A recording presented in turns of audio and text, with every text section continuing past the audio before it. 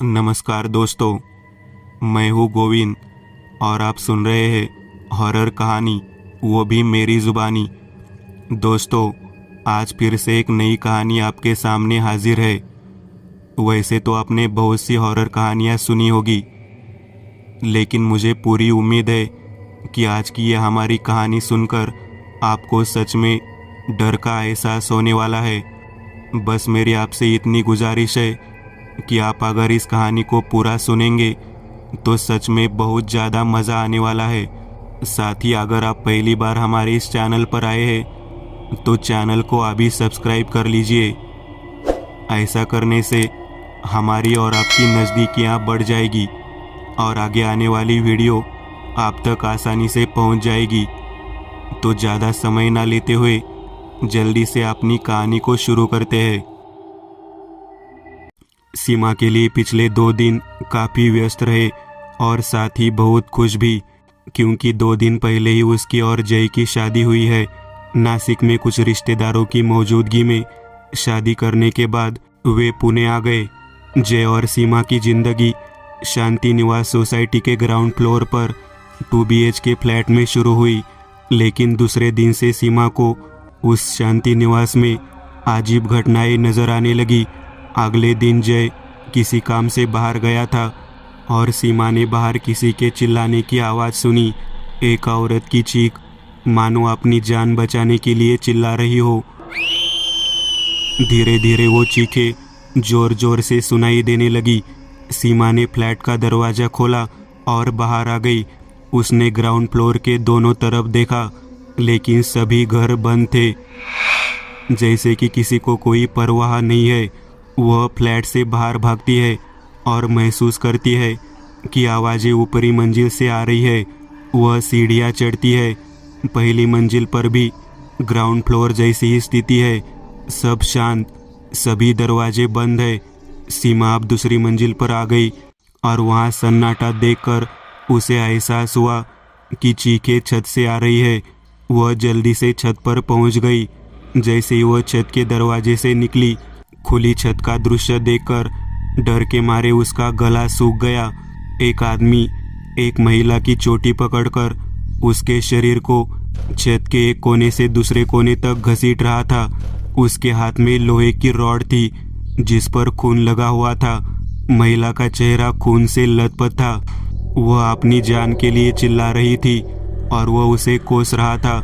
ए, उसे छोड़ दे चांडाल, सीमा चिल्लाई, लेकिन उसने उसे अनसुना कर दिया और अगले ही पल उसने लोहे की रॉड से उसके सिर पर एक एक कर वार करना शुरू कर दिया।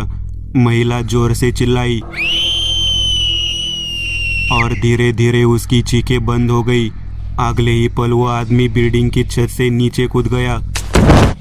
सीमा चौंक कर देखती रही।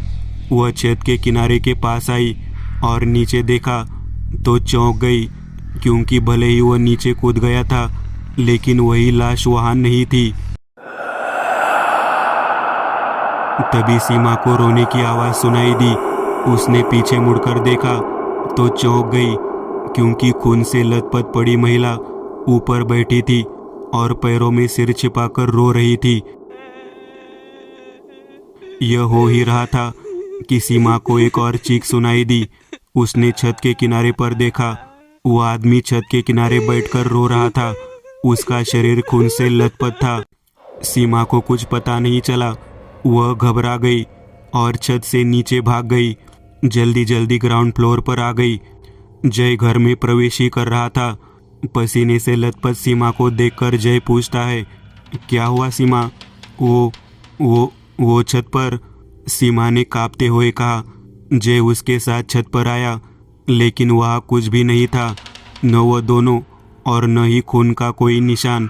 जय, मैंने देखा कि पहले उस आदमी ने उसके सिर पर रॉड से हमला किया और फिर खुद बिल्डिंग से नीचे कूद गया, सीमा ने रोते हुए और घबराते हुए कहा। सीमा, यहाँ कुछ दिखाई नहीं दे रहा, कम से कम यहाँ खून तो होना चाहिए। जय उसे समझा रहा था। तुम इतनी डरावनी फिल्में देखती हो कि तुम्हें ऐसा वहम होता है। जय ने उसे शांत किया और नीचे ले आया। दोपहर के भोजन के बाद सीमा बिस्तर पर लेट गई, लेकिन भयानक दृश्य और चीखें उसके दिमाग से नहीं गई। जय बाहरी कमरे में बैठा ऑफिस में काम कर रहा था। जैसे ही सीमा को नींद आई, उसकी आंखें बंद हो गई। उसके कानों में फिर से वही चीख सुनाई दी और वह तुरंत उछल पड़ी। उसने जो देखा उसे देखकर उसके हाथ पैर ठिठक गए। वह आदमी उस महिला की चोटी पकड़ रहा था और उसे कमरे के एक कोने से दूसरे कोने तक घसीट रहा था और महिला चिल्ला रही थी। सीमा चिल्लाते हुए कमरे से बाहर आई। सीमा की अचानक चीख से जय चौंक गया। जय, अरे वो दोनों! सीमा ने बात करना बंद कर दिया। जय जल्दी से बेडरूम में आया। वहाँ कोई नहीं था। सीमा, यहाँ कुछ नहीं है, तुम्हें लग रहा है। जय ने उसे शांत किया। ठीक है, मैं भी बेडरूम में बैठूंगा, तुम्हें डर नहीं लगेगा। सीमा जय की गोद में सिर रखकर सो गई। थोड़ी देर बाद उसे अपने चेहरे पर कुछ गीला गीला महसूस हुआ। उसने हल्के से अपनी आंखें खोली और अपना चेहरा छुआ। अपने हाथ को देखकर उसका सिर चकरा गया, क्योंकि उसके हाथों पर खून दिख रहा था। उसने ऊपर देखा और उसे अपनी आंखों पर विश्वास नहीं हुआ, क्योंकि उसे लगा कि वह जय की गोद में सिर रखकर सो रही है। लेकिन जय अब वहाँ नहीं था। यह खून से लथपथ महिला थी और सीमा उसकी गोद में अपना सिर रखे हुए थी। उसके चेहरे पर कोई भाव नहीं था। सीमा ने सामने देखा और उसका जबड़ा खुला रह गया, क्योंकि वह आदमी सामने महिला की चोटी पकड़कर बस उसका सिर जमीन पर घुमा रहा था और इधर उधर सहला रहा था। सीमा ने सिर की ओर देखा और ऊपर की ओर महिला की ओर देखा। अब महिला के धड़ पर सिर नहीं था। सीमा एक तेज चीख के साथ उठी और उसे एहसास हुआ कि जो उसने अभी देखा वह एक सपना था। जय बाहर से दौड़ता हुआ अंदर आया। उसने खाने का ऑर्डर दिया था और अपना पार्सल लेने के लिए दरवाजे के पास था। जय ने सीमा को शांत किया। रात के खाने के बाद वे दोनों सो गए। सीमा सो गई। चूंकि उसने गोली खा ली थी, इसलिए रात को उसे गहरी नींद आ रही थी। सीमा ने ये चीज़ें पहले भी देखी थी। एक तो उसका मनुष्यगण, उसकी बाई आंख पर एक तिल था। उसकी दादी उसे बताती थी कि मनुष्यगण और बाई आंख पर तिल वाले लोग मृत आत्माओं को देख सकते हैं। सीमा का बचपन त्र्यंबकेश्वर में बीता था और चूंकि ये एक पवित्र स्थान था, इसलिए उसे इन चीज़ों का अनुभव शायद ही कभी हुआ हो। लेकिन जब भी वो कोंकण आती थी तो उसे अक्सर ऐसे अजीब चेहरे दिखाई देते थे। फिर वो बीमार हो जाती थी, डर के मारे रात में जाग जाती थी। फिर धीरे धीरे उसने दादी के यहाँ जाना बंद कर दिया। जब उसके माता पिता चले गए तो वह अकेली रह गई। फिर उसके चाचा ने उसकी और जय की शादी तय कर दी और अब सीमा पुणे आ गई थी। बचपन की भयावहताएं लौट आई थी। जय को सुबह ऑफिस जाना था। वह तैयार हो रहा था। उसे सीमा की चिंता थी, लेकिन हनीमून के लिए छुट्टी चाहिए थी। तो बॉस ने उसे एक हफ्ते के लिए ऑफिस आने को कहा था। तो जय ऑफिस चला गया। 11 बजे दरवाजे की घंटी बजी और दरवाज़ा खुला तो सविता मौसी थी। हेलो मैम, मैं सविता हूँ। मैं यहाँ बर्तन धोने और पोछा लगाने का काम करती हूँ। जय साहब ने आपको बताया होगा। उसने कहा, हाँ अंदर आओ। सीमा उसे अंदर ले गई। वह बर्तन कपड़े धोकर चली गई। सविता आंटी कई सालों से यही काम कर रही थी। शायद उन्हें कुछ पता हो। तो सीमा ने उन्हें रोका। आंटी बैठिए, क्या आपको जल्दी है? सीमा बोली, नहीं, अब मैं घर जा रही थी। ठीक है, बैठती हूँ, बोलिए। सविता कुर्सी पर बैठ गई। मैंने तुम्हारे बारे में जो सुना है वह कितना सच है? सीमा ने अंदाज़ा लगाया। मुझे पता है कि आपने क्या सुना है, कि सविता भूतों से छुटकारा देती है, करनी भानामती उतारती है, आत्मा उसके अंदर आ जाती है आदि। हाँ, यह सच है, आंटी ने कहा। मैं आपको इसके बारे में कुछ बताना चाहती हूँ। यह कहते हुए सीमा ने सविता मौसी को वह भयानक दृश्य सुनाया जो उसने कल देखा था। आपकी आंखें दिखाओ तो। सब कुछ सुनने के बाद सविता आंटी बोली। सीमा ने पास आकर आंखें दिखाई। आपका गन क्या है? सविता आंटी ने फिर पूछा। मनुष्य, सीमा बोली। इसलिए चीज़ें देख रही हो? बाई आँख पर तिल, मनुष्य गन। तुम मृतात्माओं को देख रही हो। जो तुम्हें दिख रहा है वो कोई वहम नहीं है। सविता आंटी ने कहा। तुमने जिसे देखा उसका नाम स्वाति था। वो एक विधवा थी और अकेली रहती थी। कहा जाता है कि उसका किसी अनजान व्यक्ति के साथ अनैतिक संबंध था। उसने उसकी हत्या की है। कहा जाता है कि उसे मारने वाले 2 लोग थे।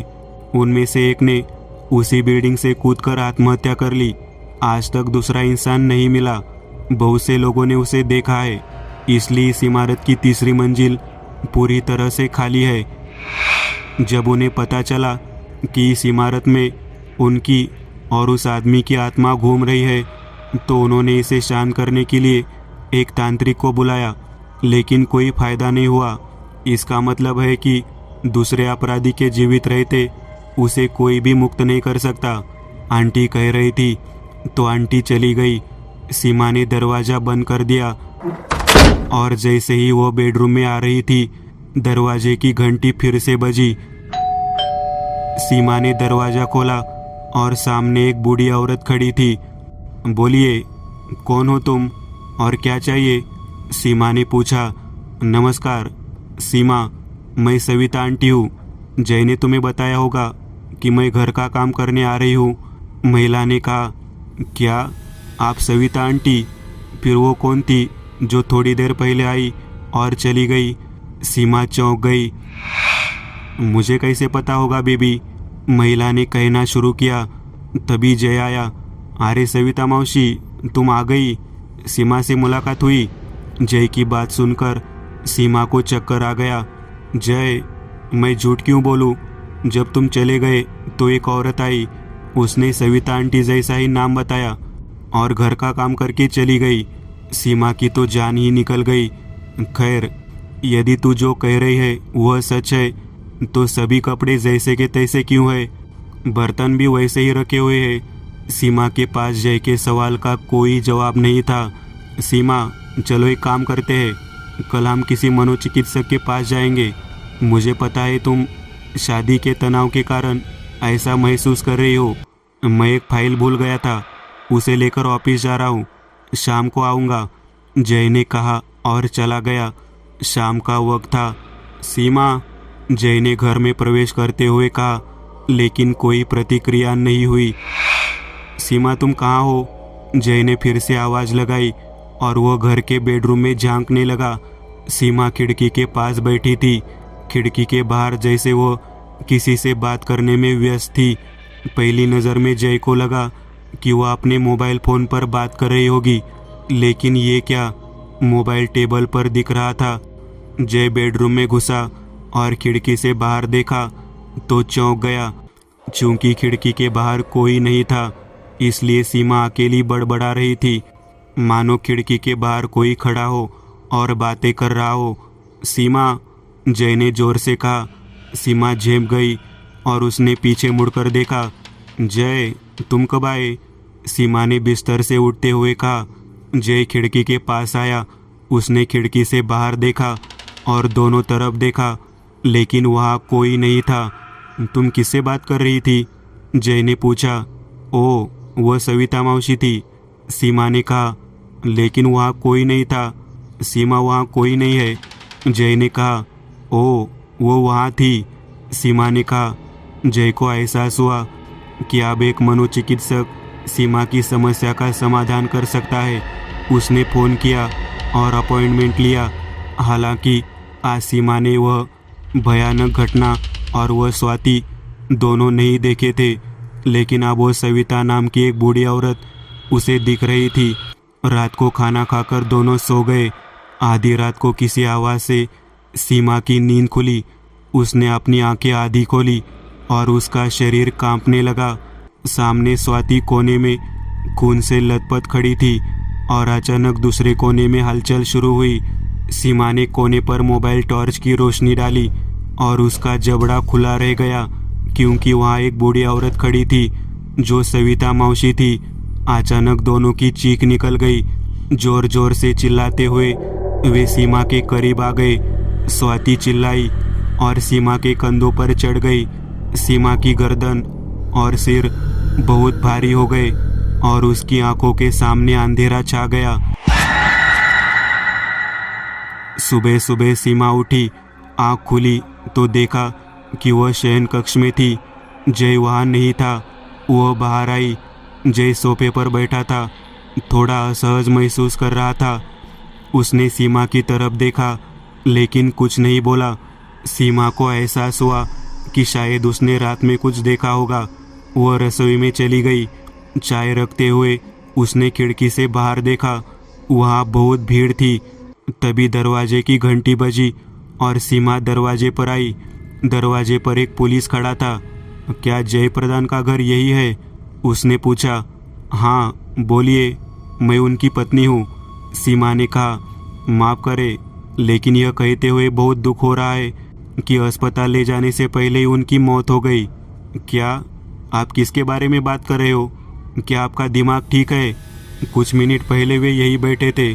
वे शयन कक्ष में होंगे, मैं बुलाती हूँ। सीमा चौंक गई। वह भागकर बेडरूम में गई लेकिन जय वहाँ नहीं था। वह घर में कहीं नहीं था। मैडम, संभालिए खुद को। शायद आप नहीं जानते होंगे, लेकिन उन्होंने शायद आधी रात में इमारत की छत से कूदकर आत्महत्या कर ली थी। सुबह बिल्डिंग में पेपर डालने आए लड़कों ने उसका शव देखा और हमें बुलाया। हम मौके पर पहुंचे और शव को अस्पताल पहुंचाया। क्योंकि यहाँ ज़्यादा लोग नहीं रहते, इसलिए किसी को पता नहीं चला कि उनके घर में कोई है।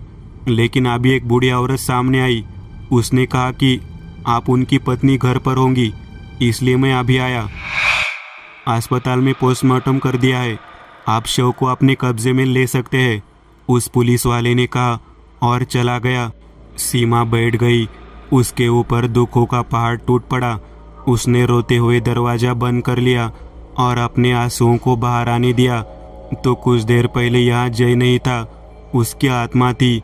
जय, तुमने ऐसा क्यों किया? सीमा ने रोते हुए कहा। अंदर से रोने की आवाज़ आ रही थी। सीमा बेडरूम में आई और देखा कि जय कमरे के कोने में बैठा है।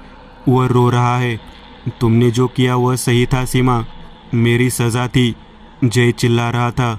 मैं सीमा को आश्चर्य हुआ और फिर उसे याद आया। रात में स्वाति उसकी गर्दन पर बैठती है, सीमा के शरीर को अपने नियंत्रण में लेती है और फिर सीमा जय को भी छत पर खींच लेती है और उसे इमारत से नीचे फेंक देती है। जय रोने लगा था। वह कमरे के दूसरी तरफ देख रहा और चिल्लाया, मुझे माफ़ कर दो स्वाति, क्योंकि स्वाति की हत्या करने वाला दूसरा अपराधी जय था। जय और स्वाति रिश्ते में थे, लेकिन जब स्वाति शादी की मांग करने लगी तो जय ने अपने एक भाड़े के आदमी की मदद से उसकी हत्या कर दी और उस भाड़े के आदमी को भी वहाँ से नीचे फेंक दिया गया।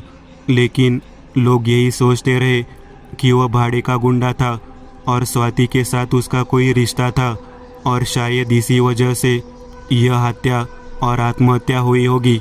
लेकिन असल में जय ने 2 नहीं 3 हत्याएं की थी। वह बूढ़ी औरत स्वाति की माँ सविता मौसी निकली। स्वाति की हत्या के सदमे के बाद उसकी भी मौत उसी फ्लैट में हो गई। जय लहूलुहान स्वाति को देखकर चिल्लाता रहा। दूसरे कोने में स्वाति की माँ दिखाई दी। दोनों रोते हुए धीरे धीरे जय की ओर बढ़े। सीमा कमरे से बाहर आई। अंदर से जय की चीखें सुनाई दे रही थी और दोनों एक साथ कर्रा रहे थे। धीरे धीरे सब शांत हो गया। दोस्तों, आज के लिए बस इतना ही। अगर आपको यह कहानी अच्छी लगी हो तो लाइक कीजिएगा। आप में से कई लोग बिना लाइक किए भाग जाते हैं। अगर आपने वीडियो को लाइक किया तो मुझे अच्छा लगेगा और ऐसी ही डरावनी कहानियाँ बनाने के लिए मुझे एनर्जी मिलेगी। तो लाइक ज़रूर करिएगा और अभी तक आपने चैनल को सब्सक्राइब नहीं किया तो तुरंत सब्सक्राइब करिएगा और बगल वाली घंटी को दबाना ना भूलिएगा।